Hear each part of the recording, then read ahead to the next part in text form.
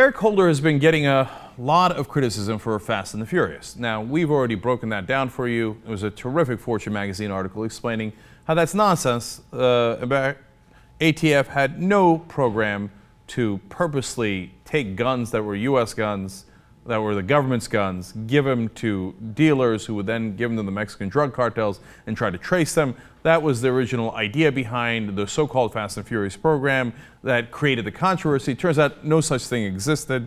In fact, the ATF was trying to stop those intermediaries from buying the guns from legal dealers in Arizona and other states and then selling it to the Mexican drug cartels. They noticed the problem and they wanted to stop it, but they couldn't because of the incredibly weak gun laws passed by Republicans and the NRA, right?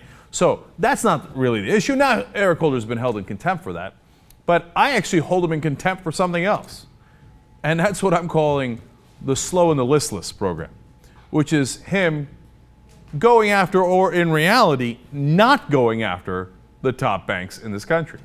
Now, in 2008, we had a colossal worldwide collapse of the economy because the banks in this country and in Europe as well decided, we're going to do massive, unprecedented fraud.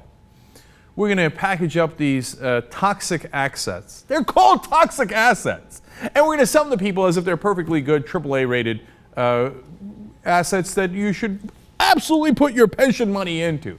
That's a giant fraud. We have emails internally from all these top banks countrywide when it comes to the original mortgages that they sold, saying, the Angelo Mozilla, the CEO, saying, like, I can't believe how toxic this crap is.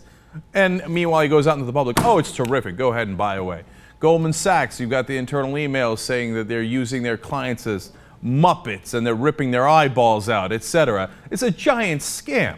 How many people went to jail over that? Number of top bank executives that went to jail? None. Number of people who were indicted and that they went after these top banks and prosecuted and convicted under Eric Holder? None. None. Eric Holder, one of the worst attorney generals we've ever had. Not because of some nonsense thing that the conservatives made up that isn't related to the facts. Now, why don't the conservatives go after him for this, for something he actually did wrong? Well, that's because they want to protect the banks. They love that Eric Holder hasn't laid a glove on them. So they're like, don't say that, don't say that. Let's find a different reason to hate Eric Holder. Okay, now that's the cover-up of both of our parties in this country. Now, so he does nothing about that. Now we have the LIBOR scandal. How about that? Nothing, of course not.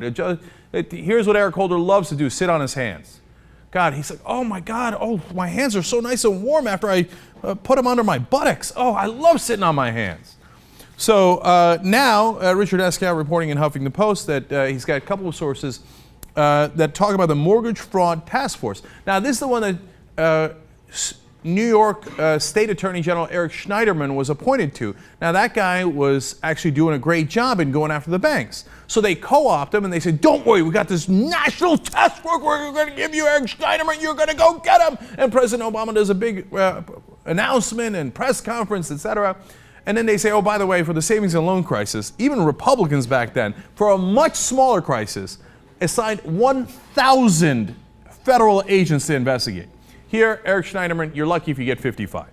And then they don't really give him the 55. We did a follow-up report on that where they kept calling the office. The office didn't even exist. They're like, what agency are you talking about? We don't even have an office. Okay, the whole thing's a fraud.